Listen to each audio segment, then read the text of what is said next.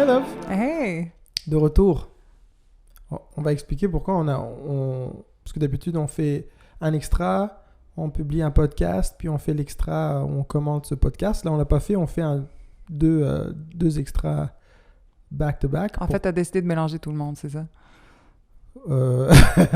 C'est même pas une décision, ça s'est imposé à nous parce que on a remarqué qu'il y avait beaucoup de commentaires sur le dernier thème qui était celui du succès et ou du bonheur. Ouais.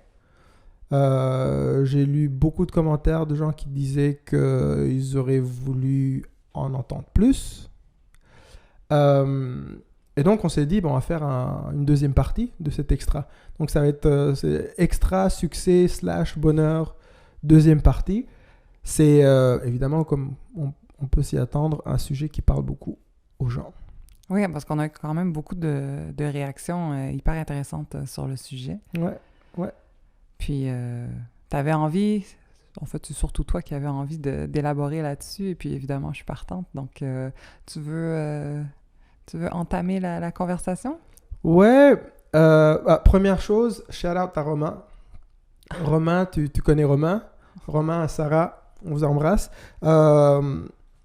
Et ça me permet de faire un lien avec le succès, justement. Une des choses dont je suis le plus fier, c'est les histoires de personnes comme Romain et Sarah, qui sont des gens qui viennent à mes concerts depuis mes tout débuts. Et un jour, Romain m'a écrit, puis il m'a vraiment des fans de la première heure. Puis un jour, Romain m'a dit, t'as un concert à l'Olympia, est-ce que je pourrais en profiter pour demander en mariage ma dulcinée Sarah? Ça, c'est assez magique. Ça t'arrive quand même assez souvent, des demandes comme ça. Ça m'arrive souvent. Mais ces deux-là, cette paire-là, c'est quand même assez exceptionnel parce qu'ils marquent une espèce de constance dans ma carrière et parce qu'ils sont toujours là. Et ils ont toujours été là. Ils étaient là dans les très très grands succès. Ils étaient là dans les succès un peu plus modérés. Puis ils sont revenus quand le succès a repris. Et toujours avec des étapes marquées différemment. Au début, c'était un couple, ils n'étaient pas mariés. Ils sont revenus, Romain a demandé en mariage sur la scène de l'Olympia Sarah. Puis ils ont aujourd'hui un petit garçon, Eden. Shout out au petit Eden. Qui, je pense, à mes prochains concerts, va venir.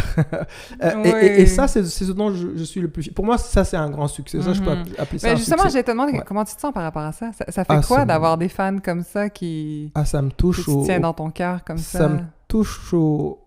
Ça me touche énormément parce que c'est ça qu'on essaie de parler. Comment est-ce qu'on définit le succès? C'est quoi? Quelle est c'est quoi la nature de cette chose à laquelle qu'on est tous en train d'essayer de poursuivre? Puis je pense que la constance est peut-être un indicateur de succès. Une certaine constance, une certaine appréciation à long terme. Appréciation à long terme, puis aussi une certaine longévité des choses. C'est-à-dire pour un artiste, par exemple, c'est une chose que d'avoir beaucoup de fans. Mm-hmm. C'est une autre que d'en avoir peut-être un plus petit nombre, mais qui reste constant à travers les années. Et moi, d'avoir vu Romain et Sarah, jeune couple, de les voir couple mariés qui reviennent à mes concerts et de les revoir par an, tout ça sur une durée entre 15 et 17 ans, ça me remplit d'humilité. Moi, je pense que ça, c'est un genre de succès dans mon cas, pour un artiste. Donc, voilà, une petite parenthèse Mais je trouve ça intéressant quand même que tu parles de la relation avec les fans, parce que c'est pas... en fait, ça m'intrigue beaucoup, à savoir comment est cette relation d'un artiste envers ses fans. Est-ce que c'est une relation facile à vivre? Est-ce que c'est toujours du beau comme Romain et Sarah, ou est-ce que parfois c'est beaucoup plus compliqué et puis ça se retourne contre nous? C'est comme toute chose, hein. Il y a du bon, il y a du moins bon. Évidemment, si tous les fans étaient comme Romain et Sarah, ce serait un paradis sur Terre, ce serait autre chose. Non, puis il faut faire la distinction, je pense aussi, pour quand on parle de fans, moi, déjà, c'est un terme qui me rend mal à l'aise, là, mais toutes ces personnes qui m'ont soutenu depuis le début, il y a parmi ces gens-là des gens qui ont réellement fait une rencontre avec ma musique. Et comme moi, j'ai fait la rencontre de musique de certains artistes que j'admire. Et ça finit par jouer un vrai rôle dans nos vies. Et donc, le rapport est réellement... Le lien est créé vraiment à travers quelque chose dont on ne peut plus réel, parce que l'art, c'est ça, je m'exprime, ça te touche, tu me le dis, et on entretient une certaine relation avec ça. Après, parce que la musique, les œuvres musicales ne peuvent pas vraiment vivre, l'art en général ne peut pas vivre sans que les gens l'apprécient et consomment, et donc c'est quand même à double sens. C'est aussi, quand on parle de succès, c'est aussi souvent le succès est relié au nombre de fans qu'on a, donc aujourd'hui au nombre de followers, ou etc. C'est quand même... Ça reste quelque chose pour chiffrer le succès aussi, les fans. Oui, absolument. Mais c'est pour ça que j'allais faire la distinction entre les fans, les gens qui te soutiennent parce qu'ils aiment ce que tu leur as présenté artistiquement, et tous ceux qui s'ajoutent par le fait même de ce succès. Parce que on l'a connu, puis tout le monde le connaît, puis ça c'est... Il y a toujours je parle toujours du passage d'un artiste qui passe d'artisan à objet, ou d'artisan à produit. Mm-hmm. Ce qui est inévitable, parce qu'avec le succès, on s'objectifie, mais en fait, ça va de soi, ça ne devrait pas aller de soi, mais ça va malheureusement de soi. Je pense que ça reste quand même assez unique aux chanteurs et chanteuses. Je pense qu'il y a vraiment quelque chose qui vous transforme en produit, parce que vous vendez votre... c'est comme on vous met sur disque et ensuite on vous vend comme un produit avec souvent votre image. Mm-hmm. Et donc, ça devient assez délicat comme relation. C'est comme les gens vous achètent. Oui, absolument. C'est-à-dire que l'art, c'est toujours ça. Hein. L'art, c'est... tu le sais, quand tu peins ou quand tu écris, tu t'exprimes. C'est ton être que tu essaies de matérialiser en quelque sorte. Ouais. Mais je trouve qu'il y a un plus grand détachement quand c'est justement juste une peinture ou un texte, un roman. Oui, parce que le livre ou le livre, c'est encore... c'est pas clair. C'est vrai. Et même, je te dirais, même pour l'art, c'est en train de changer. Mais les acteurs, par exemple, ça reste un groupe, ça reste une composition de groupe, si on veut. Il y a quelqu'un qui écrit ton texte, il y a quelqu'un qui fait la réalisation, il y a d'autres acteurs, donc tu fais partie d'une équipe qui construit quelque chose. Oui, puis c'est pas pareil, tandis que surtout un auteur, compositeur, interprète, je devrais dire, c'est vraiment ton âme qui est sur disque. Exactement. Et... je te dirais que ce qui fait la différence entre les artistes en musique et les autres, que ce soit en art visuel, peinture... oui, même en tant que mannequin. On vend une image qu'on nous impose, qu'on nous demande de représenter. C'est pas nous. Vous vous servez de votre corps pour vendre, pour présenter... un produit et la vision de quelqu'un d'autre. Exactement. Alors que nous, on a toujours la prétention, c'est le moteur de ce qu'on fait, nous, on a la prétention de nous présenter en toute authenticité, en tout cas le plus possible, et d'ailleurs la valeur même de l'art pour la musique, elle est là-dedans, elle est dans l'authenticité, en tout cas c'est ce qu'on prétend. Puis, mais c'est le cas pour tous les autres aussi. Je veux dire, un peintre, c'est aussi, il y a question d'authenticité. La grosse différence, c'est que pour faire vivre son art, le peintre n'est pas obligé d'accompagner son œuvre de son corps pendant toute la vie de cette œuvre. Alors que les musiciens, les artistes, chanteurs, chanteuses, oui. Moi, pour faire vivre mon art aux yeux du public, je dois me servir de mon corps tout le temps. Ok, il faut t'expliquer. Surtout aujourd'hui, je dois en faire la promo. C'est-à-dire que la peinture, la peinture a une meilleure chance de vivre par elle-même. Oui, je pense que ma musique a moins de chances. Vous êtes beaucoup plus exposé, en tout cas. C'est-à-dire que votre image, disons que votre image a un lien direct avec la musique, ou comment les gens écoutent la musique, peut-être. C'est ce qui Oui, fait rêver, parce que- c'est aussi la personne, contrairement à une œuvre... Exactement. Ben oui, parce que c'est ça, mais tout ça est dans la prétention de ce qu'on présente au monde. C'est que moi, j'arrive en disant, j'écris mes textes, je raconte mon histoire. Il y a une certaine, il y a un certain exhibitionnisme là-dedans. Je suis en train de m'exhiber et de dire voilà qui je suis, en espérant qu'on m'accepte et qu'on m'aime. Et c'est dans cette même chose que les gens se retrouvent. Il y a une certaine universalité là-dedans qui fait que les gens s'y retrouvent et s'attachent. Mais c'est pas toujours clair. Est-ce qu'on s'attache on ne s'attache qu'à l'œuvre ou on s'attache autant à l'homme, à la femme ou à l'homme qui nous présente cette œuvre-là? Parce que pour nous, ça fait un. Et on est touché par le fait que tu as réussi à transformer quelque chose de très abstrait qui est de l'ordre de l'essence puis du soi en quelque chose d'audible ou que je peux regarder. Donc, les deux viennent ensemble. Et ils ont l'impression de te connaître, vraiment. Oui, bien sûr. Et en fait, si tu as bien fait ta job, ils ont raison. Ouais, c'est ça. Ouais, c'est ce que j'allais te demander. Est-ce qu'ils ont raison de se sentir comme ça? Tu sais quoi? Évidemment, je pense souvent à Romain et Sarah parce qu'avec le temps, c'est pour ça que j'aime pas l'idée de fan. Parce que fan, c'est fanatique, donc il y a forcément une connotation.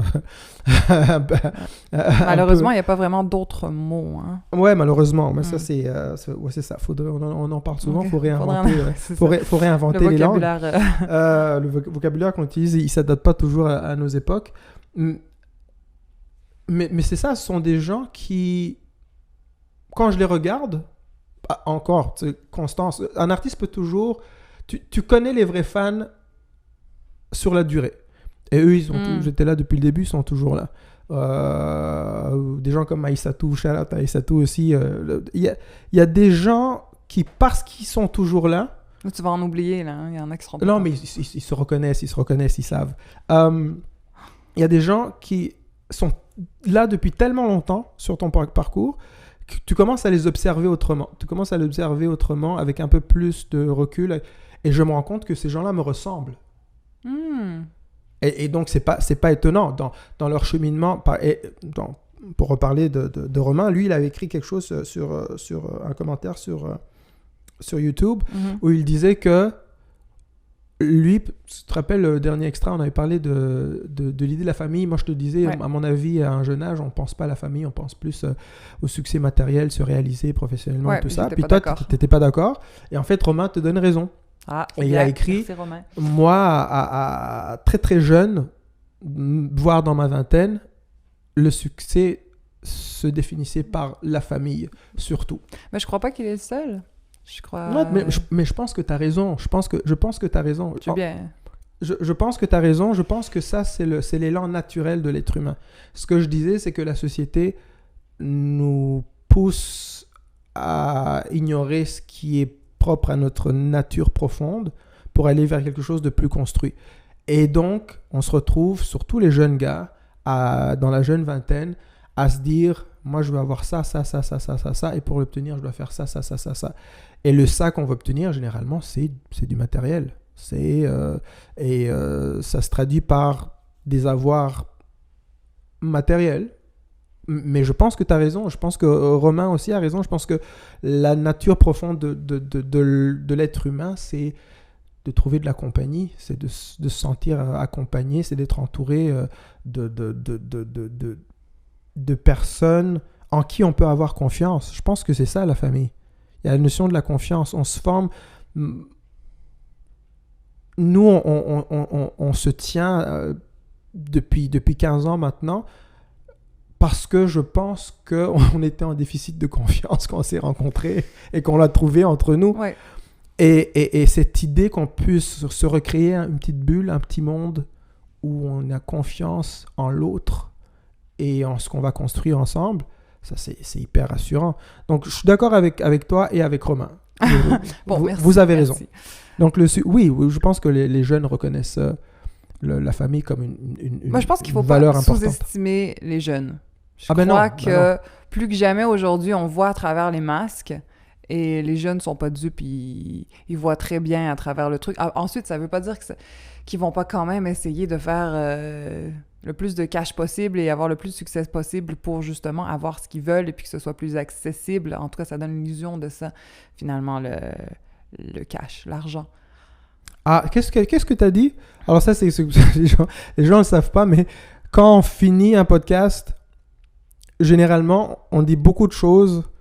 Tout de suite après, on continue nos conversations. Ouais. Puis à chaque fois, on se dit « Ah, mais on aurait dû garder ça pour le podcast. » Et t'as dit quelque chose que j'avais trouvé vraiment percutant. À la fin, on a continué à parler d'argent. Et de l'importance de l'argent dans notre société. Parce que Et t'avais dit... C'est ce qui reste, en fait. L'argent, c'est le but ultime pour beaucoup de personnes. Ouais, Et le grand problème, là, si on devient bien philosophe avec le truc, là, c'est que quand on y pense, l'argent, c'est comme des chaînes. Ouais, c'est ça que tu avais dit. Tu avais dit l'argent, c'est nos chaînes. C'est des chaînes. Ouais. L'argent, c'est des chaînes. Et tu as tout à fait raison. Pourquoi? Bon. Parce que ça devient un but de faux bonheur où on croit, on est prisonnier de ça, en fait. Parce qu'on en veut plus, on travaille pour ça, mais au fond, on n'a rien au bout du compte.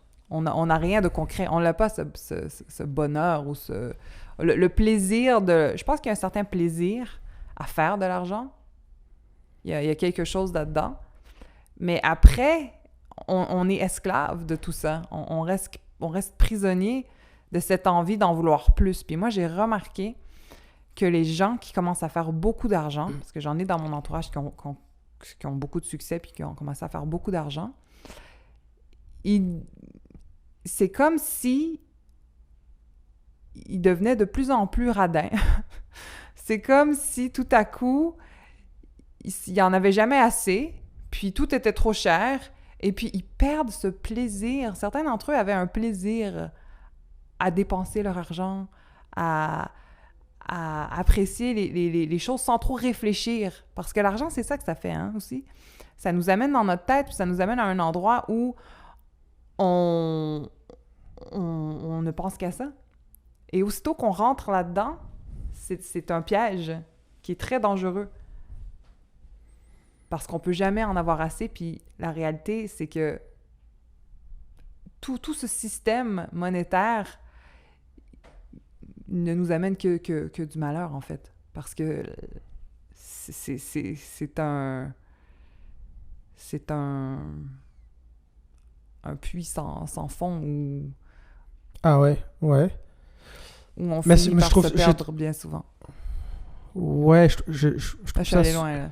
Non, mais je trouve ça super intéressant, cette idée de la prison que peut être l'argent. C'est parce que souvent, le stress qu'on a, très souvent, en couple, en relation, dans nos vies personnelles, c'est souvent relié à l'argent, malheureusement. Mais c'est pour ça qu'il faut identifier ce que l'argent représente. Bien sûr. De quoi est-ce que l'argent est le nom? Est-ce que... c'est forcément parce qu'on a l'illusion qu'on peut se payer énormément de choses avec cet argent-là qui peuvent augmenter notre confort. Mm-hmm. Et on associe beaucoup et souvent dans nos sociétés confort et bonheur. Le bonheur passe forcément par un degré élevé de confort. Mais il y a une réalité là-dedans. Il y a du vrai là-dedans. C'est vrai qu'on... je veux dire... Non, mais c'est vrai que... Oui, c'est vrai, tu as raison. Mais qu'est-ce qui fait qu'on n'arrive pas à respecter ou à comprendre ou à s'imaginer une limite, un plafond pour cet argent? Parce que je pense que c'est à ça que tu voulais toucher tout à l'heure quand on te dit c'est un puits sans fond. C'est vrai que c'est un puits sans fond. C'est-à-dire qu'on ne connaît personne qui a dit « j'ai fait assez d'argent. J'arrête ». Il y a des degrés... En tout cas, si on en connaît, ils sont très sages. Non, en fait c'est beaucoup plus complexe que ça. C'est-à-dire qu'il existe probablement des degrés à ça. C'est-à-dire qu'il y a des gens qui ne sont pas prêts à... Je vais donner un exemple personnel. Moi, j'ai toujours dit que j'avais des limites. J'aime l'idée de faire de l'argent parce que j'aime un certain confort que Oui. l'argent me procure. Mais j'ai des limites. Il y a certaines choses dans ma vie que je ne suis pas prêt à sacrifier pour aucune somme d'argent, parce que j'estime que ces choses-là sont plus importantes pour moi que le confort supplémentaire que cet argent peut m'apporter. Exemple, notre couple, ça on en a parlé la dernière fois, notre couple, j'identifie très facilement les choses qui peuvent nuire à notre couple et qui pourraient pointer du doigt une promesse de plein d'argent, puis ou nos enfants, la qualité de vie de nos enfants. Parce qu'évidemment, comme tout le monde le sait, les enfants, c'est des profs, des enseignants incroyables de la vie, je trouve. De voir à quel point ils se contentent de peu. On le voit, on s'en rendait compte. Tout petit, Méric, Mila aussi, là, ils ont eu des phases où ils recevaient plein de cadeaux de toute la famille, puis tout ça, puis ça finissait toujours dans la cuisine avec une montagne de casseroles, puis bang, bang, bang, bang, puis ils passaient des heures là-dessus. Oui, ils jouent plus avec l'emballage du cadeau que Ou ils jouent le plus cadeau. exactement, ouais, justement, ils jouent plus avec l'emballage, défaire l'emballage. D'ailleurs, dernièrement, les enfants ont toutes sortes de ballons dans le sous-sol. Mais ils t'ont demandé de leur faire un ballon comme tu faisais en Afrique quand tu étais jeune, donc avec des sacs de plastique. Je les ai jamais vus jouer avec des ballons autant que les autres. Ils ont adoré que tu leur fasses des ballons avec des sacs de plastique et de la corde. Oui, parce que je leur ai raconté que quand j'étais petit au Rwanda, avant d'avoir les moyens de s'acheter un vrai ballon, parce que c'est un ballon en cuir, puis fallait le trouver, puis surtout quand on le trouvait, c'était cher. Puis de gamin, nous, on faisait nos propres ballons avec des sacs en plastique qu'on roulait les uns sur les autres, puis avec une corde, on les resserrait. Puis c'est vrai, quand je l'ai fait pour nos enfants, ils avaient envie de jouer qu'à ça. Et c'est une leçon qu'ils nous apprennent, les enfants, à chaque fois. C'est-à-dire que avant qu'ils rencontrent la société dans un vrai sens, et tous ses codes, et il nous montre ce que c'est que d'être un être humain, je trouve. Je pense que grandir, ça nous pervertit finalement. Ah oui, c'est ça. Je suis pas sûr à quel point on s'assagit réellement avec l'âge. Peut-être que ça arrive plus tard. Peut-être que ça avant de s'assagir. Oui, c'est ça, exactement. C'est exactement ça. Mais je suis d'accord avec ce que tu dis. Oui, l'argent est l'argent, c'est une chaîne. Parce que elle représente quelque chose. C'est un cycle vicieux. C'est ça, c'est ce que ça représente en fait, parce que sinon c'est abstrait. C'est de plus en plus abstrait en plus. Je veux dire, le papier, le papier disparaît, donc vraiment. C'est vraiment juste une notion d'argent pour consommer, un chiffre qui nous permet de consommer des choses. Ah oui, plus que jamais. La consommation, ça s'arrête où? Je veux dire, même là... Mais ça, c'est ça, c'est quelque chose où la consommation s'arrête où? Ouais, moi, je pense toujours à... Moi, à Noël, là, souvent, on dirait qu'il faut que je me questionne à savoir, j'ai besoin de quoi déjà? On dirait que j'oublie. On dirait que je me dis, ah, mais non, mais qu'est-ce que j'ai? Ben là, il faut que je me trouve des cadeaux parce que là, les gens veulent m'acheter des cadeaux pour Noël. Mais en réalité, je pense que je n'ai besoin de rien. Vraiment. Je vais me créer des besoins. C'est sûr que j'ai toujours des trucs que j'ai envie d'avoir, mais on dirait qu'il faut que je me crée des besoins parce que là, c'est Noël. Donc, il faut que j'ouvre des cadeaux. J'ai besoin de mettre des trucs en dessous de l'arbre. Mes parents veulent me donner, mes amis veulent me donner des choses. OK, pourquoi tu penses que tu as besoin de cadeaux? Parce que c'est le symbole de la famille qui ouvre des cadeaux. OK, non, mais attends, parce que j'imagine c'est agréable de donner, mais moi j'ai envie de donner, donc les autres aussi. Oui, en fait, je pense que je préfère donner que recevoir, parce qu'en fait, ce que j'ai vraiment besoin, je vais me l'acheter moi-même. OK, mais pourquoi est-ce que ce code social est si fort dans nos vies, l'idée que à Noël, il faille recevoir des cadeaux et en donner? Et que Je sais pas, je pense et que c'est dans dans... notre imaginaire. Je pense que dans notre imaginaire, on a l'idée de les familles qui se mettent ensemble et puis qui ouvrent des cadeaux. Parce qu'on Donc, peut se mettre c'est ensemble. montrer qu'on s'aime. Parce qu'on Oui, peut se je mettre, sais, on peut mais se mettre on dirait ensemble que- sans cadeau. Ben oui, je sais.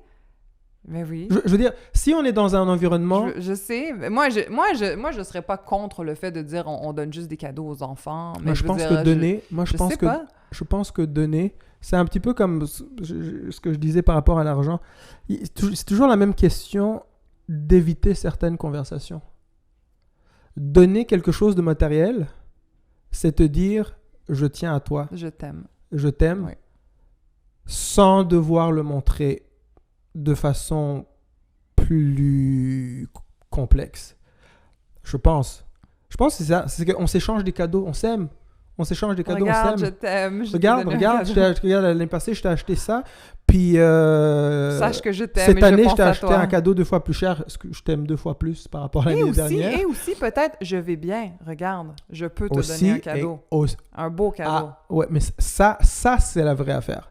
Ça, je pense Regarde, qu'il y a papa, beaucoup de maman, gens, je vais bien. il y a beaucoup de gens qui vont se reconnaître là-dedans parce que, vraiment, on a remarqué à quel point les gens sont stressés quand ils font leur shopping de Noël. J'ai jamais vu le monde aussi stressé C'est vrai. dans les boutiques qu'à Noël. Parce que je pense qu'on est encore une fois dans une espèce de compétition du paraître et dans les comparaisons parce que souvent on se dit je vais pas avoir l'air cheap, faut que je donne quelque chose Ouais, puis moi, je d'assez, déteste que les gens me disent « Donnez-moi une carte cadeau ». Attends, mais je te donne du cash, sinon, je sais pas, une carte cadeau. C'est pas agréable de donner une carte cadeau, non? Moi, j'adore recevoir des cartes cadeaux, Moi, je préfère... mais je déteste donner des cartes cadeaux. Ben, c'est parce qu'il y a la notion de... Hey, on est rendu ailleurs, on est rendu à Noël. mais là, ça, de toute façon, c'est ça. C'est Mais Noël, c'est quand même tout un symbole de quand on parle là, de richesse, de succès, d'échange, de famille. Tout y est, hein? C'est vraiment représentatif. Ce que... Là, je suis dans l'utopie totale, là, mais... Pour moi, idéalement, Noël, puisque c'est ça, puisque Noël, c'est ça, c'est le moment où le temps s'arrête pendant l'année, où on se dit, j'espère qu'on pourra le faire cette année, c'est un peu particulier, mais où on se dit, la famille qu'on n'a pas l'habitude de voir, ou qu'on aimerait voir plus souvent, c'est le moment où on la voit là. Et je trouve qu'on passe plus de temps à déballer des cadeaux et à les donner, puis à essayer de voir la réaction de ce qu'il a aimé. Est-ce qu'elle a aimé mon cadeau? Parce ou pas? qu'on veut juste Non, faire plaisir. Par rapport à l'année passée, je pense que c'est plus que ça. Je trouve qu'on passe beaucoup plus de temps dans le rituel de Noël que réellement passer du temps avec les gens et échanger et savoir où on en est. Mais tu penses pas que c'est une façon de passer du temps avec les gens, justement? Non, je pense que Sans trop parler, je on pense se que dit des Noël- choses. Je pense que Noël est vraiment devenu une façon d'éviter de passer du temps. On marque le coup, on donne les cadeaux, on mange, on boit, et on passe à autre chose le lendemain. Mais j'ai pas l'impression que... Mais qu'est-ce que ça devrait être, d'après toi? Je pense qu'il faudrait faire l'expérience de pas de cadeaux du tout, puis on se rencontre, puis les enfants, de toute façon, ils vont jouer. De toute façon, les enfants, eux, ils sont dans l'échange. Ils vont jouer, ils vont... Bon, après, il faudrait leur expliquer pourquoi il n'y a pas de cadeaux. Bonne chance! Bon, ça, c'est un autre sujet. Mais... qu'est-ce qui se passe dans les rituels de Noël? Mais, mais t'as dit quelque chose tout à l'heure. C'est vrai que le temps s'arrête. Puis moi, moi, en fait, je suis accrochée à ça parce que je pense à moi petite, puis je pense au moment où, justement, on déballe tous ces cadeaux. C'est que vraiment, le temps s'arrête et il y a une magie, là, tous ces cadeaux qui viennent du ciel, du Père Noël. Tu comprends? Il n'y a même pas vraiment de prix attaché à quoi que ce soit parce que c'est magique. C'est la magie. Oui, je suis Donc, il y a quelque chose, je d'accord. pense, qu'on veut recréer en tant qu'adulte Mais on pour n'y arrive pas. s'accrocher à ça. On n'y arrive pas parce que le mal est fait. On est adulte. on n'a plus l'imaginaire. On n'a plus l'imaginaire d'un enfant. Non, moi, je pense qu'il y a une puis petite magie quand même quand on voit nos enfants ouvrir les cadeaux. Il reste quelque chose de magique. Oui, écoute, Surtout les plus jeunes, quand ils croient encore au Père Noël. je suis tout à fait d'accord. Je suis tout à fait d'accord. Mais est-ce qu'il y a la même magie quand Puis il y a on voit une les adultes? satisfaction en tant que parent, en tant qu'adulte, d'avoir pu justement offrir cette opulence aux enfants. Ah, voilà. Une satisfaction pour le parent d'avoir pu offrir à ses enfants. Ça dit quelque chose de nous et notre place dans la société. Ouais, je pense que oui. Parce que le pire J'ai pire... réussi, j'ai donné un beau Noël aux enfants, j'avais de beaux cadeaux. Exactement, Ben exactement. oui. Donc, je pense que déjà, à un très jeune âge, on éduque nos enfants à comprendre que être une bonne personne, c'est être en mesure de pouvoir donner des choses matérielles. Parce que c'est comme ça qu'on crée des moments magiques, c'est en achetant des choses. Ouf, j'espère que c'est pas juste ça quand Non, même. non. Ben, rien n'est juste. Que... Rien n'est juste une chose. C'est juste que je pense au stress autour de Noël pour tout le monde. Moi, j'ai jamais parlé à une personne adulte. Les enfants sont super excités. C'est pour ça que, justement, là, tu as raison. Voir les enfants autour de Noël, ça nous ramène, nous, en enfance. Moi, c'est un de mes moments préférés, c'est le 25, le matin, quand les enfants découvrent les cadeaux, on a mis un petit feu, puis... Mais quand ça vient à nous, tout est blanc de neige dehors. On cherche des cadeaux à s'offrir à nous-mêmes. Oui. Pour que les enfants puissent voir que, bon, mais nous aussi, on a des cadeaux, et puis on fait partie du truc. Peut-être qu'on devrait pas. Peut-être que ça devrait juste être des cadeaux c'est une question, eux, je sais pas. C'est une question que je me pose, c'est que je me dis... Pour les adultes, Noël, c'est un grand stress. Oui, je pense que oui. C'est un énorme stress. Et d'où vient ce stress, en partie? C'est d'être à la hauteur. Et voilà. Être à la hauteur. À la hauteur de quoi? Plein de choses. Je sais, c'est moi qui ai dit à la hauteur, mais je me pose quand même la question. On veut être à la hauteur de quoi? Je pense que je ne le sais même pas moi-même. Mais ça, c'est le problème, justement, de nos sociétés. C'est qu'il y a des standards qui ont été pensés et qui guident nos vies malgré nous. Mais on n'arrive même pas à les définir. On n'arrive même pas à se dessiner des modèles pour y accéder. C'est tellement confus, c'est tellement abstrait, mais ils dirigent nos vies, ces standards-là. Donc, on veut être à la hauteur de plein de choses, mais on n'arrive même pas à les identifier. Noël, oui, t'as tout à fait raison. Il y a cette notion on doit être à la hauteur. Dans notre don, dans nos... Mais j'aime donner. C'est cool, donner surtout aux enfants. Surtout aux jeunes enfants. Surtout aux jeunes enfants. Là-dessus, je suis d'accord. Je pense que... que j'aime pas donner à mes parents ou à mon frère et ma sœur. Mais c'est pas pareil. Parce que la magie est là. En fait, c'est même pas nous qui donnons aux enfants. OK, question. Techniquement, c'est le Père Noël. Question. Imagine ça. Ouais. Si on disait à la famille, on va essayer de changer le rituel de Noël. On va décorer, mais on ne donnera de cadeaux qu'aux enfants. En fait, c'est ça. C'est pas nous qui donnons les cadeaux, c'est le Père Noël. Il y a ça aussi. C'est pour ça que j'aime l'idée du Père Noël. J'aime que ça reste de l'ordre de l'imaginaire. Je pense qu'il y a un âge pour tout. Il y a un âge pour être dans la responsabilité. Oui, puis ça, c'est chaque chose en son temps. Mais imagine qu'on dise à la famille, cette année, on va se retrouver, puis on va juste partager de bons repas et parler. On va juste se regarder dans les yeux, puis on va parler. Et justement, on va reprendre les nouvelles les uns des autres. Et ça va peut-être être très, très... Mais t'as vraiment l'impression qu'on le fait pas, ça? Pas vraiment, parce qu'il y a tellement de distractions. Moi, je pense que le simple fait que... Je pense que tu peux passer toute une soirée avant le souper de Noël à te demander si tu as choisi les bons cadeaux pour tout le monde. C'est vrai que des fois, c'est compliqué. Mais ça, j'avoue que ça tue le truc. Il y a des gens pour qui c'est compliqué acheter les cadeaux de Noël. Ouais, mais c'est compliqué d'acheter un cadeau. Ça devrait pas être compliqué acheter un cadeau. Mais tu sais pourquoi ça montre la société dans laquelle on est. C'est complètement ridicule. Mais tu sais pourquoi c'est compliqué? Parce qu'on est tous gâtés. Tous, dis pas. Il y a des gens qui, justement, il y a ça aussi là. Il y a des gens qui sont très contents d'avoir un souper, ne fût-ce qu'un souper à Noël. T'as raison. Il y a cette disparité là aussi dont il faut parler. Mais pour, on va dire, la classe moyenne, la classe moyenne en montant, cette idée d'opulence qu'il faut présenter, qui se traduit par le nombre de cadeaux qu'on s'achète les uns aux autres, il y a une partie de ça qui nous pourrit le moment. Ça nous pourrit le moment parce que chaque cadeau qu'on a acheté est venu accompagné de tout un bagage psychologique qui Les relations sont jamais simples en famille. Non. Je connais aucune famille où les relations sont Et pourtant, très Noël, tu simples. sais, quand on parle de succès et tout ça, Noël, ça reste quelque chose de très symbolique. Ça marque chaque année. Ça marque nos vies à chaque année. Tu sais, Ouais. c'est un temps pour faire le point sur Ça l'année. devrait être un temps pour faire un genre de bilan. Oui, justement. Puis justement, quand on parle du succès... Ensemble. c'est-à-dire- Ensemble. Oui. Un bilan ensemble, entre famille. Tous, autant que nous sommes, faisons le bilan de la dernière année, les uns avec les autres. On peut apprendre les uns des autres, mais on sait très bien que ça marche pas comme ça, une famille. Il y a Puis- beaucoup de non-dits dans les familles. Ouais.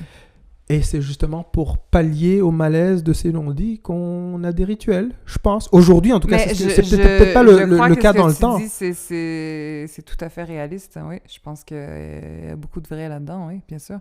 Donc, Bien sûr, c'est vrai. alors, tu t'imagines tout ce que l'argent fait dans nos vies. Finalement, l'argent... Parce que plus on a de succès, plus on achète de gros cadeaux. Bien sûr.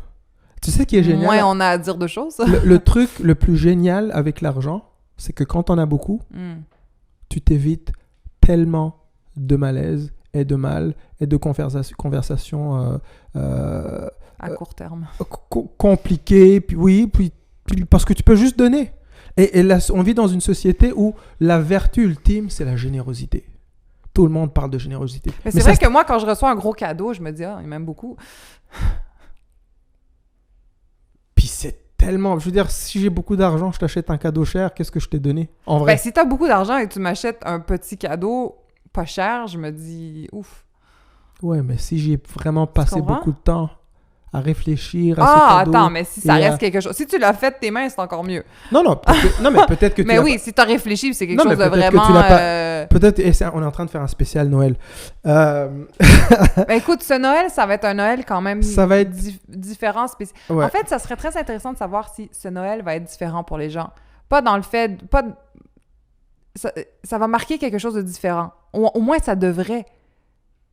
Ça le fera peut-être même pas. Peut-être que les gens vont tellement vouloir juste faire pause qu'il n'y aura rien de changé. Mais en réalité, ça serait intéressant, justement, ce Noël, de se poser certaines questions avec tout ce qu'on a vécu cette année. Mais je suis pas sûre que les gens vont vraiment le faire. Parce que premièrement, pour faire ça, ça prend de la place dans nos têtes. La place dans nos têtes, et c'est ça qu'on n'a pas. Ben non, parce que ça a été une année On n'a pas de place dans nos difficile. têtes. On n'a pas, c'est très difficile de... C'est pour ça on parle de méditation et et toutes ces techniques pour essayer de faire de la place dans nos têtes.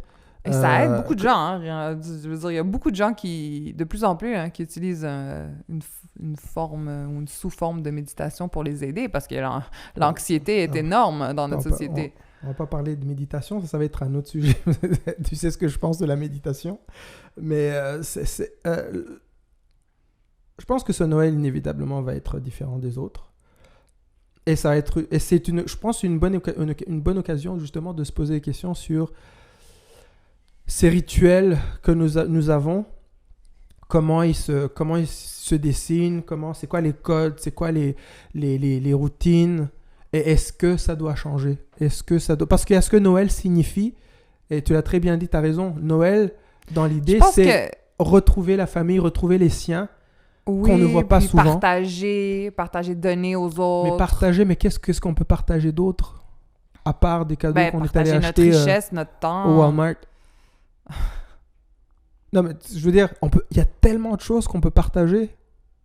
On peut partager son expérience. On ne partage pas assez nos expériences. Ne fût-ce qu'en famille. En famille, tu sais, on est assis, et Sophia, dis-nous qu'est-ce que tu as traversé cette année? Parlons-en. Mais c'est pas parce qu'on ne te le demande pas, parce que c'est pas vrai que, je veux dire, les questions sont posées. Après, est-ce qu'on a le temps ou envie les questions sont pas vraiment posées. De vraiment répondre les à la questions question. sont vraiment pas posées, là. Puis honnêtement, c'est... Non, elles sont posées, mais est-ce qu'on est vraiment prêt pour de vrai... Nos Noëls, c'est des bons Noëls. On est choyés. Parce que là, on parle de Noël, on a l'air d'être des Grinch. Moi, en tout cas, j'ai l'impression que je sonne comme...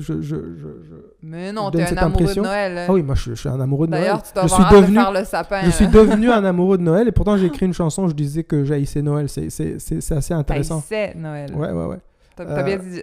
Au moment où tu l'as écrit, tu disais « j'haïs Noël », mais je pense qu'aujourd'hui, c'est dans le passé. Oui, exactement. En fait, je disais que j'haïssais Noël, pas pour ce que Noël était, mais pour ce que Noël était, que je pouvais... pour ce que Noël était et à quoi je n'avais plus accès. C'est plus ça. Donc, c'était... D'ailleurs, ce Noël, je pense qu'il y en a plusieurs qui vont se sentir comme ça. Oui, absolument. Parce que là, l'accès à la famille et au regroupement et tout ça, il va falloir rester dans nos petits sous-groupes, là. Il va falloir rester dans le sous-groupe. Et ça peut être problématique pour beaucoup de gens, parce qu'il y a beaucoup de gens que leur famille n'est pas nécessairement une famille de sang. Ouais. Ça, c'est leurs amis, c'est autre chose. Oui, parce qu'il y a des gens pour qui les amis sont plus importants qu'une famille de sang, là, bien sûr. Oui, puis dans leur cas, ça va être compliqué de pouvoir se regrouper. Mais c'est pour ça que je pense vraiment que c'est une opportunité, ce Noël 2020, parce que tu l'as défini comme tu l'as défini à un moment où on se retrouve entre proches parce qu'on ne s'est pas vu, on n'a pas eu l'occasion de se voir, ce qui est réellement le cas, cette année encore plus. On n'a pas pu se voir. Donc si nous avons l'autorisation des gouvernements un peu partout dans le monde de faire cette petite parenthèse pendant le temps de Noël pour se retrouver, parce qu'on ne sait pas ce qui va arriver l'année passée, mais on sait très bien ce qui va arriver l'année prochaine, mais on sait très bien ce qui s'est passé cette année. C'est peut-être l'occasion de se poser la question, qu'est-ce qu'on partage réellement quand on est entre nous à Noël et qu'on ne s'est pas vu puis qu'on a des bilans à faire? Qu'est-ce qu'on a réellement envie de partager? Est-ce que c'est vraiment des bouteilles d'alcool puis... de certificats cadeaux Zara, puis... Définitivement les bouteilles d'alcool, ça, c'est sûr. Ouais, mais ça, on les achète anyways, on n'est même pas obligé de... on peut juste les apporter, puis les boire dans la soirée. C'est juste...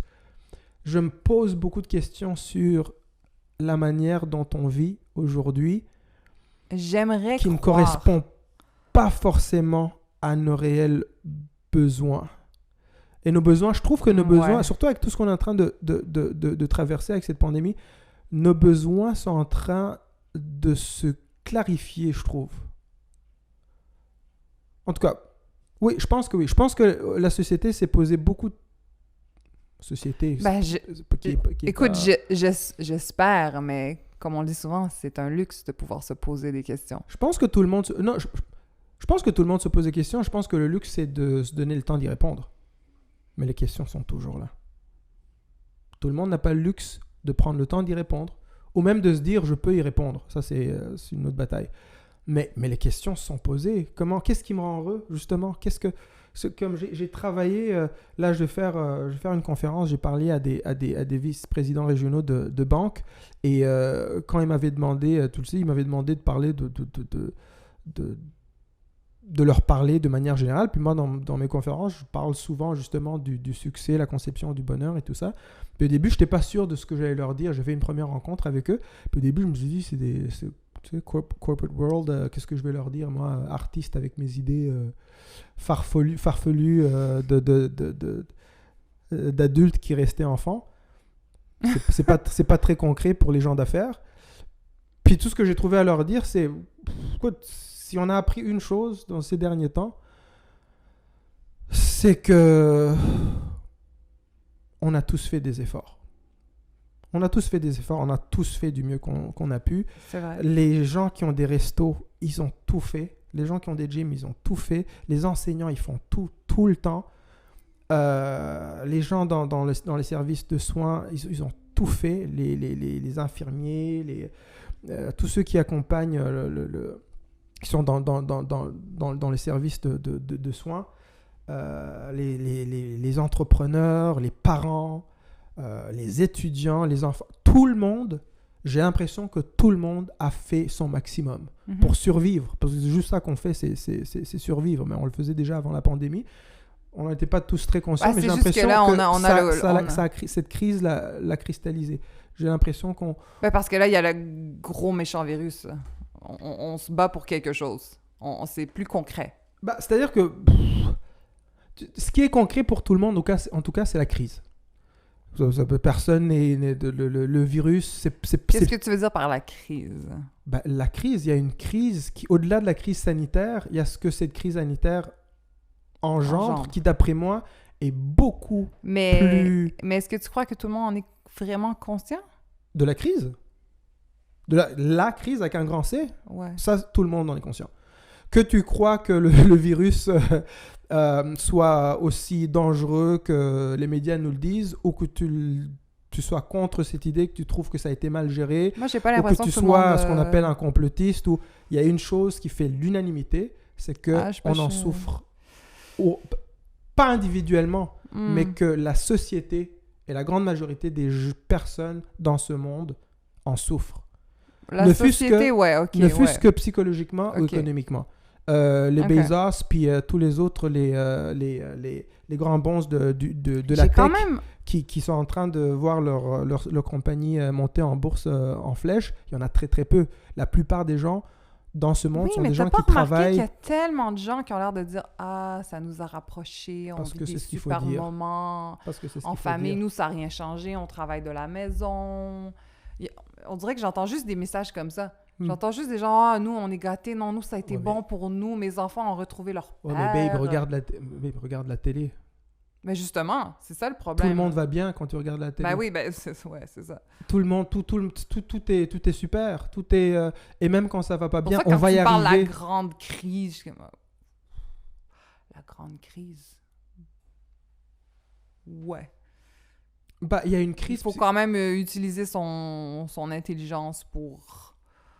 Non, mais bien cibler la crise. La crise, c'est sûr qu'il y a des conséquences qui s'en viennent, mais je suis pas sûre que tout le monde les voit. La question n'est pas de savoir... La question n'est pas de dire que tout le monde les voit. Je dis que tout le monde le sent. Le voir, est-ce que tout le monde le voit? Donc, voir, ça veut dire pouvoir identifier. Non, je suis pas sûr. Mais je pense qu'il y a des gens pour qui la crise est d'abord sanitaire. Il y a des gens pour qui la crise, les gens qui sont qui ont des santé fragiles ou des gens de 70 ans et plus, pour ces gens-là, la crise est réellement sanitaire, d'abord. Pour d'autres, la crise est économique. Je viens de perdre ça, c'est ça. Tout. Je viens de perdre mes affaires, ma compagnie. J'ai dû congédier tout mon staff. La crise est réellement, économiquement, elle est très réelle. Affreux. Il y a des gens pour qui la crise est psychologique. Mm-hmm. Dans les 3 cas de figure, je pense que tout le monde est d'accord pour dire que nous traversons une époque différente de ce qu'on a connu. De notre vivant, on n'a jamais connu une époque où la planète entière avait l'impression d'être dans l'incertitude la plus complète, puis avec très peu de visibilité sur l'avenir. Comment tu te projettes à février ou mars 2021? Tu sais pas, personne qui peut dire « Ah non, moi je pense que j'ai fait mes calculs, puis printemps 2021... Puis tu penses pas justement que cette crise, justement, comme tu dis, là, que tout le monde la vit à un niveau ou à un autre, qui se rendent compte vraiment de ce qui se passe ou non, mais il y a quand même des difficultés qui ressortent de tout ça. Est-ce que tu penses que justement, tout ça va faire que les gens vont repenser leurs priorités? Je ne le sais pas. Ce qu'est le succès, justement, pour revenir à notre thématique. Je ne le sais pas. Par rapport à tout ça, ou tu penses que ça va finir et on va juste faire comme « Ah, c'est terminé. On peut reprendre la vie comme c'était avant. » et Je ne le sais pas. Je dis que c'est une bonne occasion pour se poser ces questions. Je ne sais pas dans quelle mesure si on ne se pose pas les questions, là, on va se les poser quand? C'est ça qui me fait peur, parce que moi, j'ai l'impression qu'il n'y a rien qui va changer. Je pense que les gens vont faire « Ah, ben là, la pause est terminée, voilà. On refait tout comme avant. » Même s'il y en a qui vont avoir tout perdu. La capacité de l'être humain à s'accommoder d'un confort qu'il pensait perdu et qui est revenu est juste hallucinante. C'est-à-dire que là, Pfizer, ils ont annoncé un vaccin qui fonctionnerait à 90%. Il y a 2-3 autres labos qui vont annoncer la même chose. Les bourses vont monter en flèche. Fait, hein. La confiance va... les banques fédérales vont imprimer de l'argent. Puis notre coussin de notre belle économie virtuelle va retrouver son niveau. Puis ça se peut très bien que l'été prochain, la consommation remonte en flèche aussi et qu'on ait l'impression que finalement, on a juste passé un mauvais moment. Ouais. Mais qu'est-ce qu'on est quand même Chanceux. fort comme civilisation d'avoir surmonté tout ça. Et que finalement, les changements se sont faits au-delà de nous. Mais je pense que psychologiquement, on s'en sortira pas indemne. Mais qu'est-ce qu'il faudrait changer? C'est ça la vraie question. Qu'est-ce qu'il faudrait qu'il change?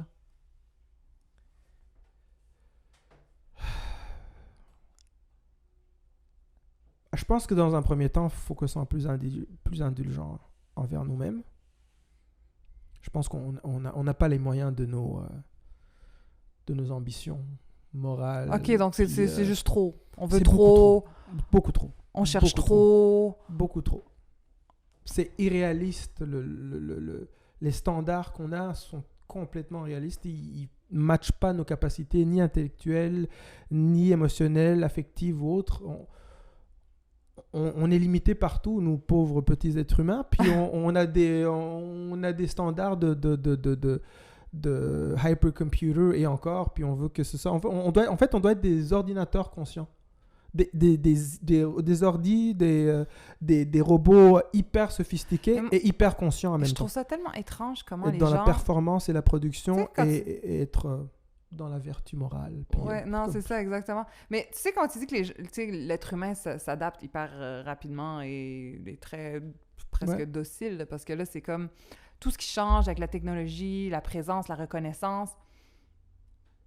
On est vraiment dans une époque où c'est ça qu'il faut faire. Ah ben là, je dois avoir une présence sur les réseaux sociaux, sinon j'existe pas, donc je le fais. Il n'y a pas de questionnement face à ça. Ben non, aujourd'hui, il faut le faire. Il faut le faire. Je parlais avec quelqu'un qui a un business, puis c'était, j'ai moins de clients parce que j'ai moins de présence sur Instagram, donc il faut vraiment que je poste tout le temps. Et donc, je dois le faire, donc je le fais.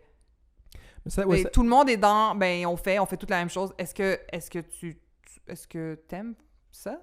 Comment tu te sens par rapport à ça? Mais on se pose pas de questions, c'est comme ça aujourd'hui, c'est comme ça. C'est comme ça, je le fais, c'est tout. Mais c'est parce que c'est fatigant.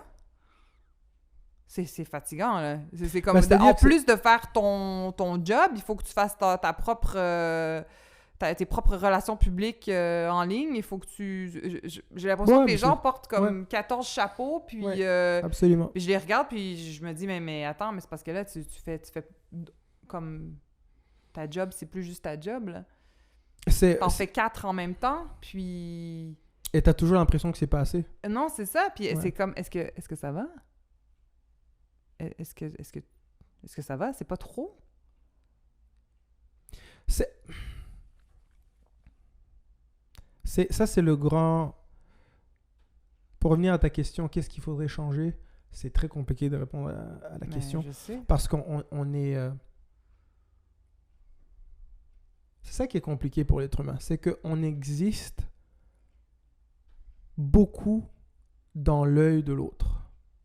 Une grande partie de l'expérience complètement humaine mais oui. prend de la valeur et du sens dans le regard de l'autre. Mais c'est pour ça, mais sans c'est ce qu'on toi disait. qui me regarde et qui me juge positivement ou négativement, je ne suis pas sûr dans quelle mesure j'existe réellement. Mais c'est pour ça que tout le monde veut la reconnaissance, c'est ce qu'on disait aussi la dernière fois.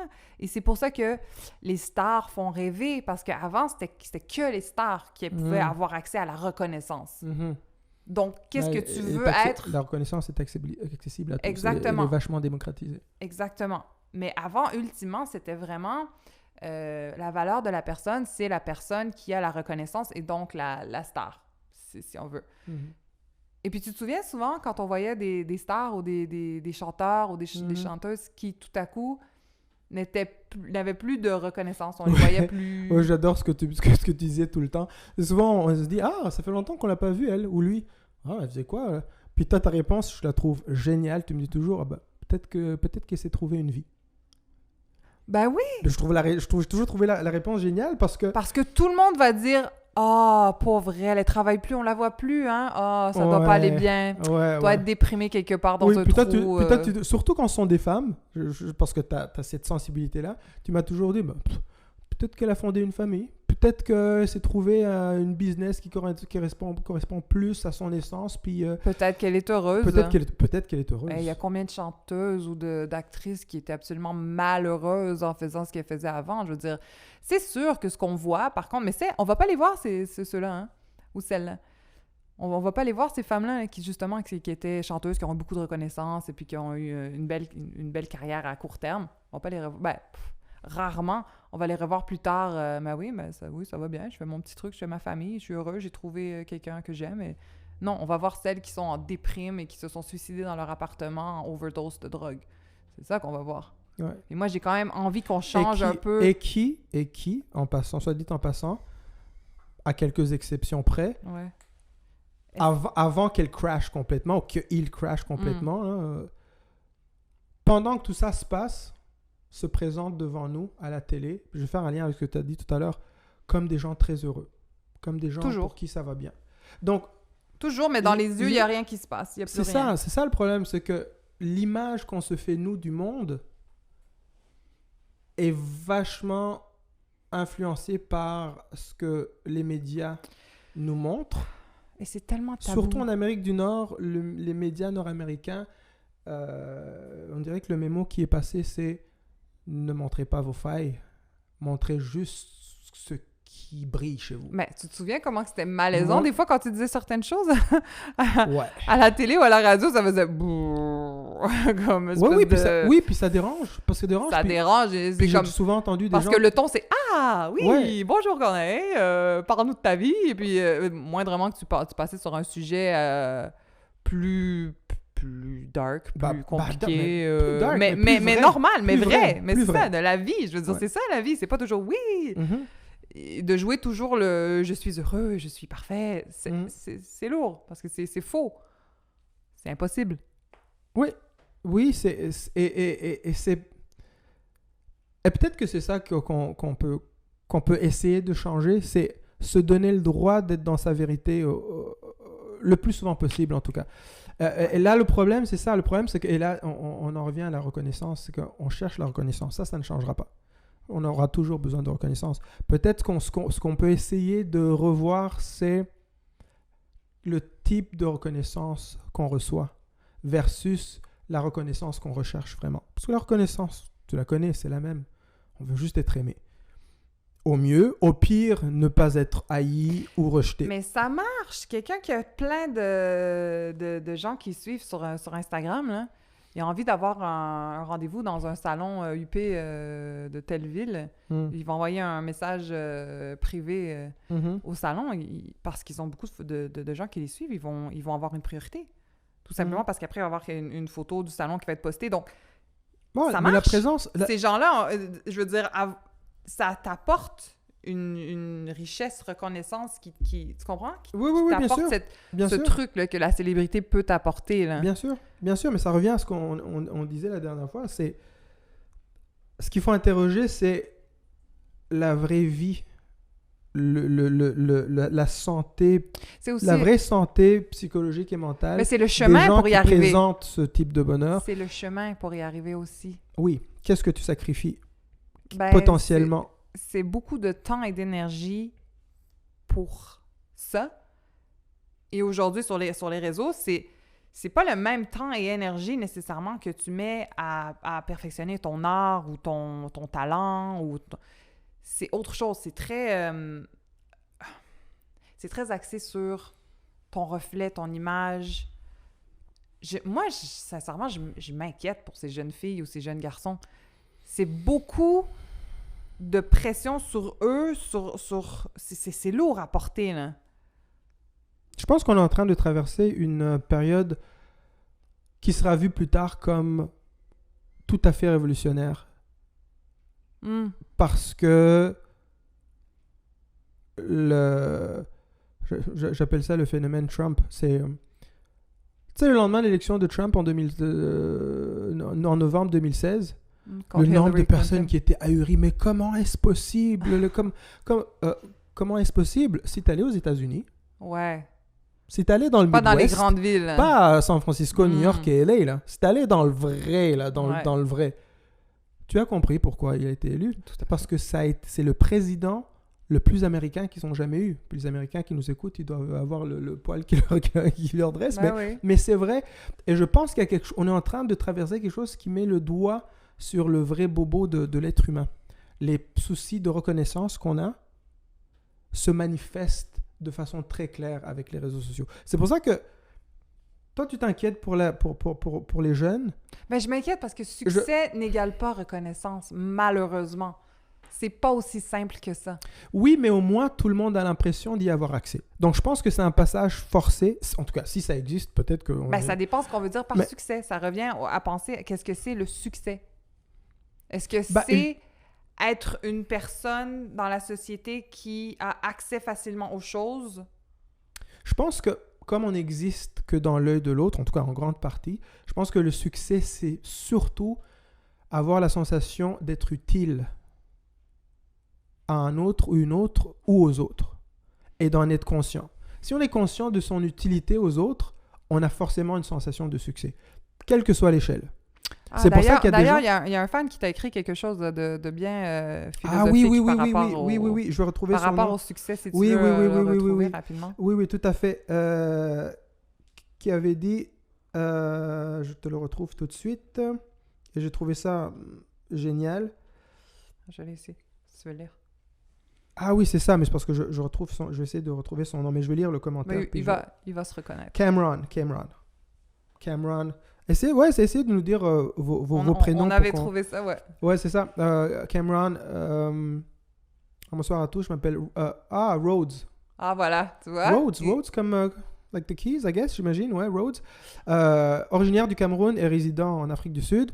Et à la fin, il dit une phrase que je trouvais géniale. Il dit... Bref, je pense que le succès réside dans ce que le temps ne pourra pas nous voler.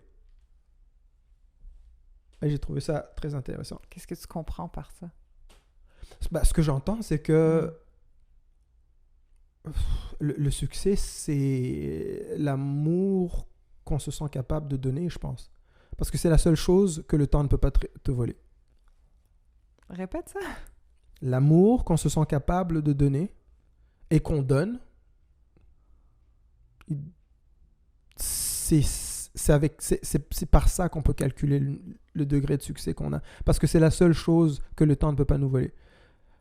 L'argent, ça part. Même une relation peut partir. Oui, bien sûr. Mais l'amour qu'on a mis dans cette relation, par contre. C'est ça.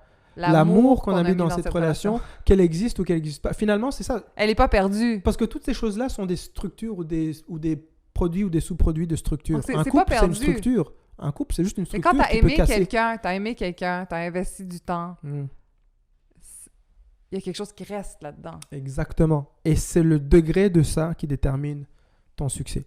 Tu sais, les gens qui disent réussir son couple, c'est facile, mais réussir son divorce, c'est encore...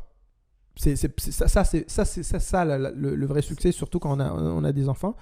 C'est une phrase que j'ai longtemps jugée. Je trouvais que c'était... Comment réussir quelque chose qui c'est pas... c'est ça. Qui est difficile à réussir, en fait. Explique ça aux enfants de divorcer. Mais je pense que c'est... Mais aujourd'hui, je le comprends. Ouais. Aujourd'hui, je le comprends. Ouais. Parce que c'est vrai, c'est que cette structure... Parce qu'il y en a quand même qui font mieux ça que d'autres. Il y en a qui font Franchement. Il y en a qui font ça mieux que d'autres. Ouais. Et j'imagine que tout le monde fait de son mieux, selon ses capacités. Mais c'est vrai que la structure... Le couple étant une structure, c'est comme un couple, tu le sais, hein, c'est comme un mini PME. Là. C'est quelque chose qu'il faut entretenir. C'est une vraie entreprise. Mais il ne nous appartient pas à nous individuellement de le garder en vie. Là. Je veux dire, moi j'y mets du mien, tu y mets du tien, mais à partir du moment où toi tu décides que peut-être que tu t'investis moins ou la vie arrive, où on a des chocs qui nous viennent de l'extérieur, je sais pas, un enfant malade par exemple, ou le décès d'un enfant...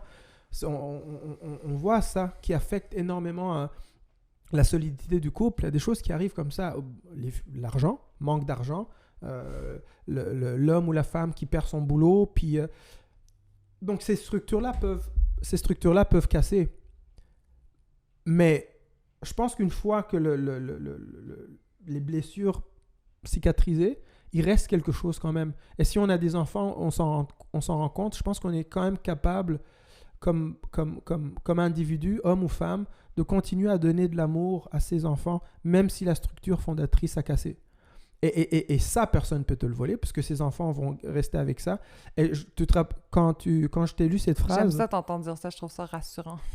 Oui, je pense qu'on peut s'accrocher à ça. Je pense qu'on peut s'accrocher au fait que ce qui est éternel, ce qui est immortel, c'est cette chose qu'on donne, à défaut de pouvoir l'appeler autrement, qui est l'amour.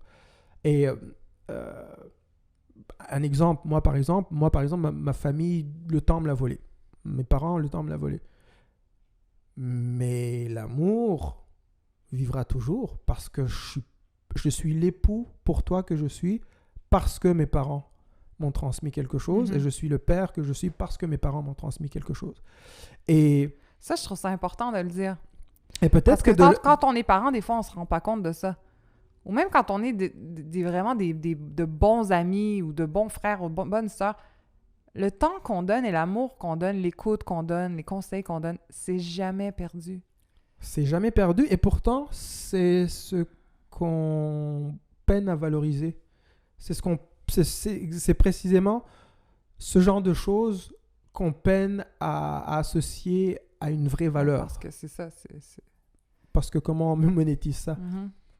Tu vois? Et moi, je pense que c'est ça, le succès aussi. Et je pense que c'est ce que Rhodes dit, justement. En tout cas, moi, c'est comme ça que je le comprends. J'espère que tu nous corrigeras si on a mal compris. Mais je pense que c'est comme ça que je le traduis. C'est l'amour qu'on a en nous. Et, en tout cas, c'est beau. Ça a beaucoup de sens. Et je pense qu'on peut tous en avoir un petit peu en nous. Puis, faut pas se comparer. Faut pas... Ce que je suis en mesure de donner à quelqu'un va peut-être être d'une nature différente de quelqu'un d'autre. Si on parle de l'amour d'un père, par exemple, je ne peux pas me comparer avec un autre père parce qu'on n'exprime pas nos amours à nos enfants de la même façon. Vous n'avez pas les mêmes enfants non Mais plus? On n'a pas les mêmes enfants, oui, parce que c'est la réception aussi, c'est comment c'est reçu par l'autre personne. Mais cet amour est là. Moi, je pense que c'est ce qui nous guide. Je pense que c'est pour ça qu'il y a autant de souffrance aussi, là. Je pense que l'essence propre de l'être humain, c'est l'amour. Et plus tu avances vers l'âge adulte, et plus tu dis que finalement, cet amour n'est pas ce qui est le plus exprimé. Parce que l'amour, c'est pas ce qu'on le chante. Heureusement que l'amour, c'est chanté, parce que sinon, on ne l'entendrait pas. Tout ce qu'on voit puis tout ce qu'on entend, ce qui fait le plus de bruit, c'est le contraire de l'amour. D'après toi, on n'exprime pas assez notre amour? Non. Non, parce qu'exprimer l'amour, c'est pas « je t'aime ». Je t'aime, c'est... En tout cas, pour moi... Ça peut être « je t'aime » aussi, quand même. Oui, mais on triche avec ce mot-là. Parce que encore le « je t'aime », c'est comme l'équivalent de l'argent des mots. Là. C'est l'argent des mots « je t'aime ». Ça nous permet d'évacuer certaines choses, parce que il faut que « je t'aime » soit soutenu par un vrai sentiment, un vrai élan. Et pourtant, tu peux le dire...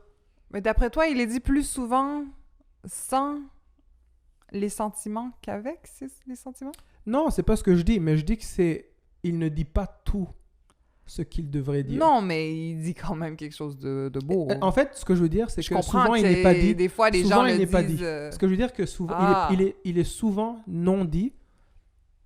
Et ce silence, cette absence de cette phrase est toujours perçue comme l'absence du sentiment. L'absence de l'émotion. Ça, oui. Alors que ne pas être capable de dire « je t'aime », voilà, on peut en parler, parce qu'on peut parler par exemple de moi, culture africaine. Papa, il vient pas de border le soir, en tout cas moi gamin, il venait pas de me border le soir pour me dire hey, je t'aime gamin, je t'aime. Mais ça serait quand même bien, non? Mais attends, moi je le fais pour le mien. Comment se fait-il? Je l'ai senti de lui sans qu'il me le dise. Faut dire que moi je le dis beaucoup aussi. Ouais, c'est vrai. Mais tu comprends ce que je veux m'as dire? quand même choisi, donc... Tu comprends? Oui, je t'ai choisi. Puis, je pense que le sentiment est souvent plus grand que la capacité qu'on a de dire « je t'aime ». Et je pense qu'on l'a tous, mais tout le monde n'a pas le courage, parce que des fois, ça prend du courage. Hein, parce que dire « je t'aime », c'est prendre le risque de ne pas se le faire dire en retour. C'est vrai que ça rend vulnérable. Est-ce qu'on a le courage? Exactement. Ouais. Ben oui, parce que c'est ça les mots. Les mots, ça officialise les choses. Ça officialise les sentiments et les émotions. Je l'ai dit, donc ça existe. Si je ne le dis pas, je le garde pour moi. Il n'y a pas de rejet possible. Mais ça ne veut pas dire pour autant que je ne le sens pas. Hein. Et je pense que ça aussi, c'est peut-être quelque chose qui... Ben, la vulnérabilité, ça reste un sentiment j'allais dire moderne. C'est pas la vulnérabilité, c'était pas quelque chose d'acceptable chez nos parents et grands-parents. Là. Non, et c'est en train de changer, et heureusement. Et heureusement, parce que tu m'as demandé tout à l'heure ce que je pense qu'on peut offrir de mieux aux autres, c'est sa vulnérabilité. Parce que c'est la chose... C'est le moyen le plus fort de créer des liens, de créer des ponts.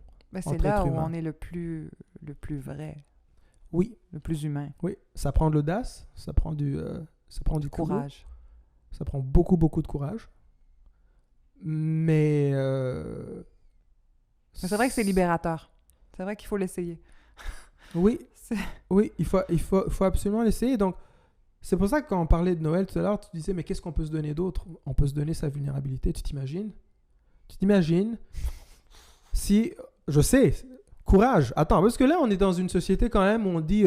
Il y a plein de self-help books. J'imagine des familles où ça éclate, là, parce que pas tout le monde est prêt là, pour la vulnérabilité. Ça éclate anyways. Ouais. Puis quand ça éclate pas l'un dans la face de l'autre, ça éclate dans les coulisses. Ouais, ça éclate dans les non-dits, mais ça implose, ça reste... en tout cas. Ouais, exactement. Mais ça reste dans le connu.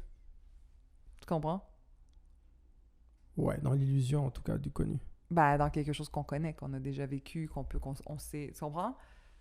Ouais. Si on va dans ben, dans l'inconnu... Ouais, c'est déconstruire les codes.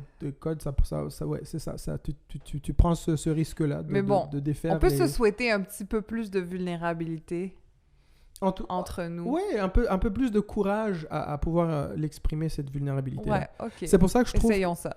C'est pour ça que je trouve que les conversations sur l'argent sont super intéressantes parce que l'argent ou tous les signes extérieurs de richesse. Moi, un truc que je faisais, un exercice que j'ai commencé à faire, tu le sais, mais je vais le raconter pour les gens qui écoutent. L'album Sans titre qui est sorti en 2010, je pense. Fin 2009, début 2010, qui n'avait pas marché selon nos attentes. Et... c'est intéressant que tu dises selon nos attentes. Attentes, oui, bien sûr. Il faut toujours préciser selon les attentes. Parce que si tu dis parce n'a qu'en pas fait, marché... cet album-là nous a sauvés à plein de niveaux. Hein. À plein de niveaux. Pour moi, ça a été un de mes albums les plus importants. Ouais, et même financièrement, ça nous a... Oui, parce qu'on s'est arrêté aux chiffres. Mais les chiffres, mais c'est un cours pour les jeunes artistes qui commencent. Ouais, mais même financièrement, ça nous a... On a été correct. Parce que tu fais beaucoup plus d'argent sur peu de ventes d'un album quand tu es producteur, éditeur et que tu as écrit tes chansons que sur énormément de ventes quand tu es juste un artiste avec un contrat où tu prends 11% et tout le monde pense que tu es absolument riche et tu ne l'es pas du tout. Exactement. Et là, tu es dans l'illusion de la richesse parce que tout le monde croit que tu es... parce qu'il faut pouvoir se payer le lifestyle qui va avec le succès aux yeux du monde. Mais ça, c'est un autre podcast. Mais tout ça pour dire que moi, j'ai commencé à faire un exercice quand les gens me demandaient « Ah, puis l'album, comment ça va ?» Et souvent, à un moment donné, je me suis surpris en flagrant délit de manque de courage. Je disais, ça va, peut-être essayer de trouver des... Ouais, ça va, on est en première semaine, ouais, c'est concluant, les premiers chiffres, tu vas dire des trucs qui veulent rien dire.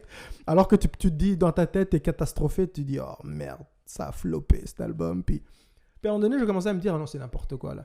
Je commençais à dire la vérité. Comment ça a été ton dernier album? Ça n'a pas marché. Ça n'a pas marché. Malaise total. Je me souviens. Malaise total, tu te rappelles? Ouais. Bon, on change directement. On a comme beaucoup de difficultés à faire face à l'échec de l'autre parce qu'il nous renvoie forcément à notre échec, à nous déjà vécu ou potentiel. Mais je pense aussi que quand on pose la question, on veut pas vraiment la réponse. C'est comme comment ça va? Oui, c'est ça. Ça même va bien. chose. Ouais. D'accord? Là, c'est bon. Ah, c'est bon. C'est comme ça va bien, parfait.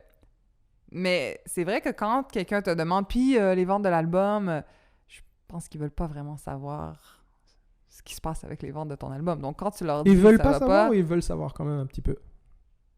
ben ouais, peut-être. Peut-être qu'après ils se disent, oh, ok, lui aussi ça va moins bien que je pensais, donc je peux il y a du réconfort là-dedans. Je sais pas. Oui, c'est le fameux chat de Freud, le fameux réconfort dans la peine des autres. Peut-être, mais Il y a après, ça t'as pas ça l'air aussi, c'est si humain. peiné quand tu le dis non plus, hein. Ah, alors ça, c'est l'aspect. Ça, c'est encore plus C'est déstabilisant. ça qui est déstabilisant.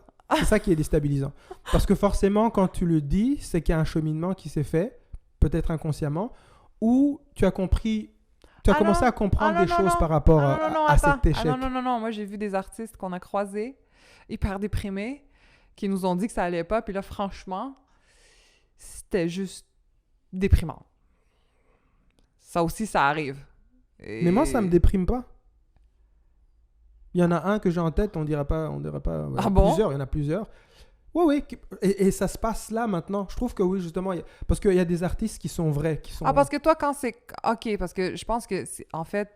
Moi, quelqu'un qui me dit, moi, quelqu'un qui me dit, surtout aujourd'hui, qui me dit, tu sais quoi, je sais même pas comment je vais faire la prochaine année parce qu'il n'y a pas de spectacle. Le disque, le master, de toute façon, il valait déjà plus rien avant. Mais là, la seule chose qui me restait, c'était le spectacle. Il n'y a pas de spectacle, puis j'ai aucune visibilité. Je ne sais même pas si je vais pouvoir en faire l'été prochain. Je faisais mon année dans les festivals.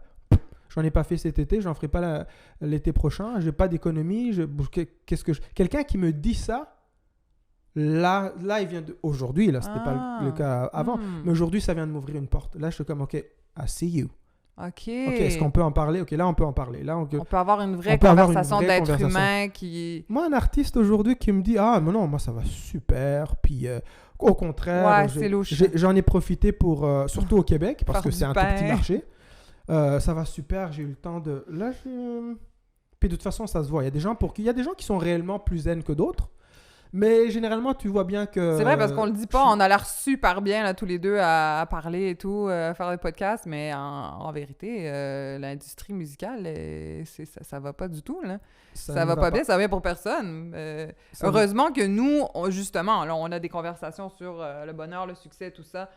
On est habitués aux ups and downs de l'industrie, et on sait que nous, on est bien ensemble, et quoi qu'il arrive, on va se débrouiller. Mais je veux dire, c'est quand même hyper déprimant ce qui se passe en ce moment avec l'industrie musicale et les artistes. Ben oui. Ce qui est dur, c'est que encore une fois, le milieu de la culture prend vraiment l'arrière-plan de tout ça. Mais t'as raison, c'est vrai que les artistes qui sont vulnérables et honnêtes et vrais dans ce qui se passe ont probablement plus de chances de s'en sortir. Parce qu'ils sont honnêtes avec eux-mêmes et avec les autres. Et je pense et j'aimerais penser qu'ils vont trouver d'autres façons de subvenir en attendant que les choses reprennent.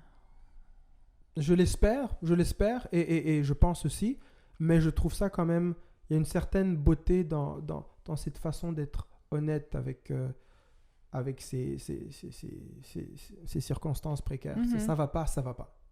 Je te le dis, écoute, ça va pas. Surtout qu'aujourd'hui, tout le monde peut le comprendre. Mais c'est parce que moi, je sais pas, quand quelqu'un me dit que ça va pas, ce que j'entends, c'est... Aide-moi. Aide-moi. Oui! Mais je suis pas la seule! Oui, mais... moi, j'entends juste aide-moi, donc je suis... qu'est-ce que je peux faire pour l'aider? Mais là, je peux pas vraiment l'aider parce que là, moi aussi, là, ça va pas super, là, donc...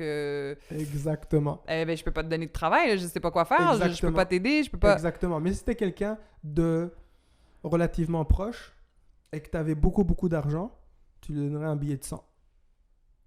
Ou tu ferais un chèque de 1000 Ben, je donnerais un peu plus, ouais, si je pouvais. ou de 10 000. Je sais pas. Mais oui, je pense non, que mais tu vois- j'aurais cette envie-là, je pense. Non, mais tu comprends, mais c'est ça que j'essayais d'exprimer tout à l'heure. Ouais, avec puis là, je l'argent. ferais C'est que là, ça, tu- j'utiliserais l'argent pour... Exactement. Parce que ça te Ben. coûte beaucoup moins de faire un chèque dans ta situation que d'écouter que et d'avoir de la d'écouter. compassion. et d'avoir de la compassion et d'écouter parce que très souvent, c'est un petit toujours comme le même phénomène que les gens qui te demandent de l'argent dans la rue.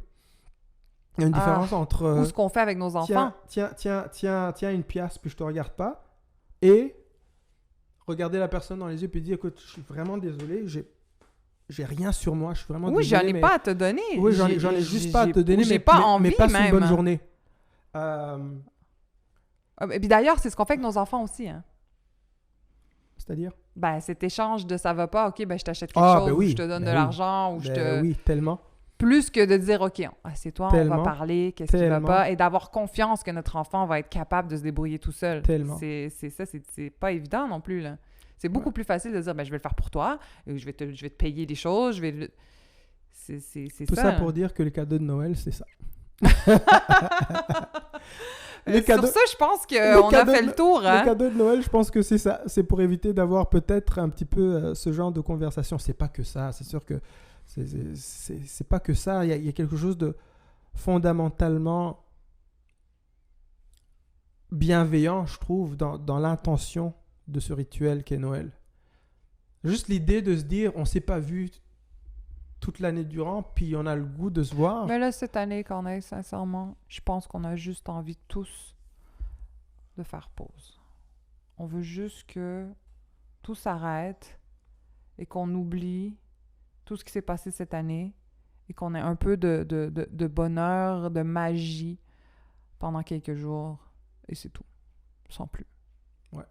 Et sur ce,